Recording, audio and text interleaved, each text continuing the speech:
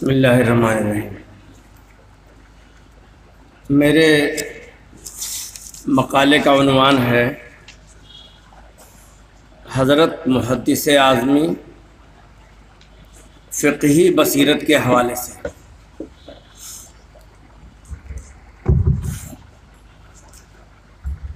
افتاء اور فتویٰ نویسی ایک مشکل فن ہے، ہر زمانے میں اسے مشکل اور دقیق سمجھا گیا ہے۔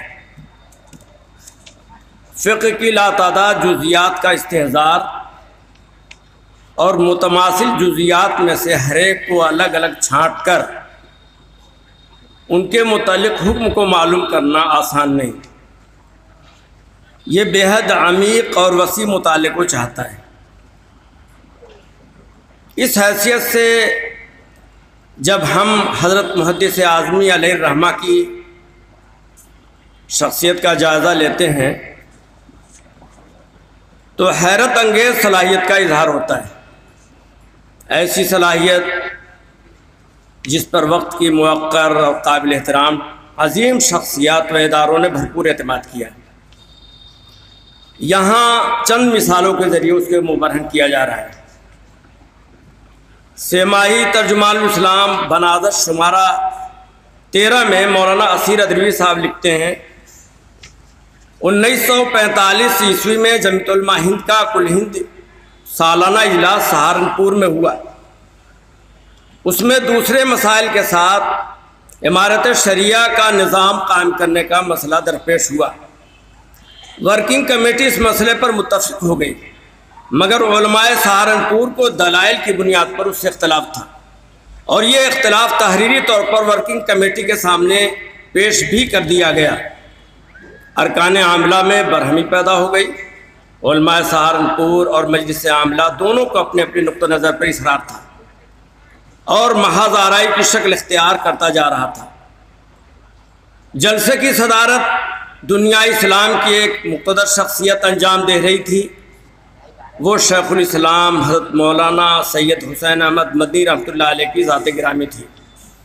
صدر نے اپنے اختیارات خصوصی سے اس فیصلے کو کالعدم قرار دے کر آئندہ کے لیے ملتوی کرنے کا حکم دیا اور تجویز متفقہ طور پر منظور کرائی کہ جمعیت علماء کی ورکنگ کمیٹی کے سامنے، خاص بات یہ ہے جو میں اب پڑھ رہا ہوں، جمعیت علماء ہند کی ورکنگ کمیٹی کے سامنے جب بھی کوئی فقہی مسئلہ پیش ہو تو وہ محدث جلیل حضرت مولانا حبیب الرحمان صاحب اعظمی سے استصواب کیے بغیر کوئی فیصلہ نہیں کیا جائے گا۔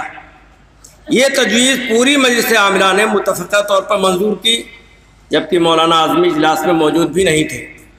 یہ مولانا اعظمی کی فقہی بصیرت پر کلی اعتماد اور ان کے فضل و کمال کا اعتراف کئی درجن عظیم المرتبت علماء و مشائخ کی مجلس میں کیا جا رہا تھا، اور کسی کو اس سے مجال اختلاف نہیں تھا۔ اور 1945 عیسوی میں جب دارالعلوم دیوبند کو اپنے دارالفتاء کے لیے صدر مفتی کی ضرورت ہوئی تو بھی نظر انتخاب حت والا پر ہی پڑی، اور اس سلسلے میں حضرت مولانا محمد منظور نعمانی رکن شورا دارالعلوم دیوبند نے حت والا کے نام خط بھی لکھا، اور مولانا حبیب الرحمان صاحب جگدیش پوری استاد دارالعلوم دیوبند بھی اس بات کا تذکرہ کر رہے ہیں دارالعلوم دیوبند کے ماہانہ معروفیات نمبر میں، میں اس کو چھوڑتا ہوں۔ اس کے علاوہ علامہ سید سلیمان ندوی نے دارالمصرفین اعظم گڑھ کے لیے ایک مکتوب میں یوں پیشکش کی، آپ ہمارے مہمان ہو جائیں، یعنی دارالمصرفین آ کر قیام فرمائیں، جو نذرانہ وہاں ملتا ہے وہی یہاں بھی حاضر رہے گا، سیرت و تالیفات میں میری مدد فرمائیں، فتاویٰ کا کام کریں، اور جو مناسب موضوع نظر آئے تحقیقات کے لیے وہ بھی کریں، اور علمی مشورے دوسرے بھی ہوتے رہیں۔ کویت کے وزارت اوقاف کی طرف سے شائع شدہ موجودہ دور کا سب سے جامع فقہی انسائکلوپیڈیا جو الموسوعۃ الفقہیہ کے نام سے موسوم ہے، جو 40 جلدوں پر مشتمل ہے۔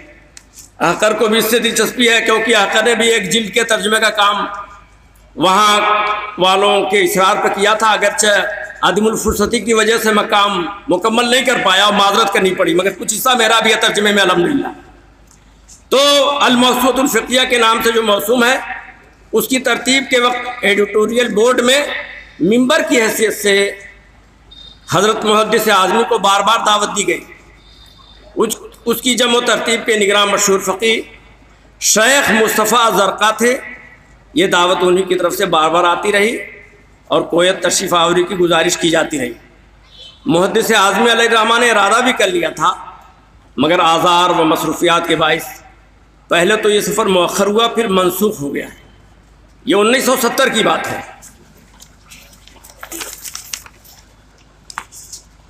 حضرت نے اس الموسوعۃ الفقیہ کے کچھ اجزاء کا کام اپنے سفالہ پوش مکان ہی کے گوشے میں بیٹھ کر کیا ہے، کتاب الجنائز کے سلسلے کا۔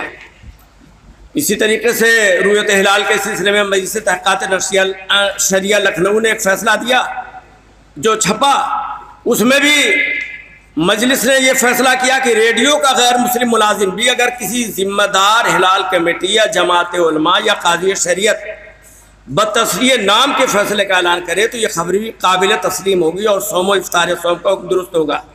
علامہ اعظمی نے اس فیصلے کو مجلس کے عظیم الشان غلطی قرار دیا اور بتایا کہ فقہائے احناف کی توصیات کے مطابق ایسی خبر موجب نہیں، لہذا قابل قبول نہیں۔ پھر احادیث نبویہ اور عبارت فقہیہ کی روشنی میں مجلس کے فیصلے کا غلط ہونا ثابت کیا۔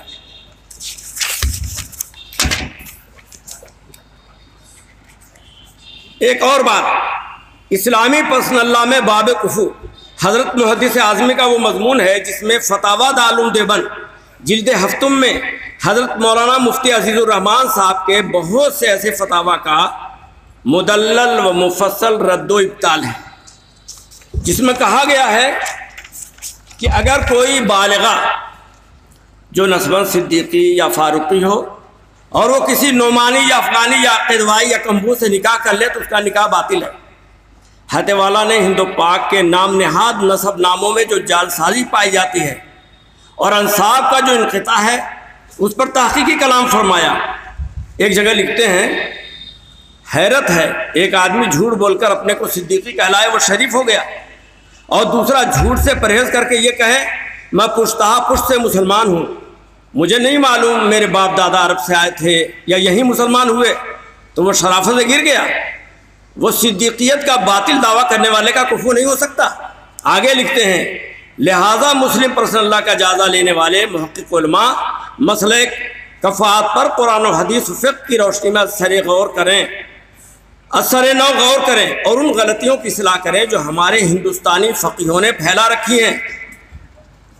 بس آخری بات، آخری کی سطر پڑھ دیتا ہوں۔ بس حضرت محدث اعظمی رحمۃ اللہ علیہ کی فقہی بصیرت کے یہ چند ناقابل تردید نمونے ہیں۔ تفصیل کے خواہش مند حضرات کو حضرت کی ان تصانیف کا مطالعہ کرنا چاہیے جن کا حوالہ اس مضمون میں آیا ہے۔ ان کے علاوہ حضرت کی دیگر تصانیف کا بھی، جن سے حضرت العلام کی دقت نظر عالم آشکارا ہو جاتی ہے۔ وآخر دعوانا الحمدللہ رب العالمین۔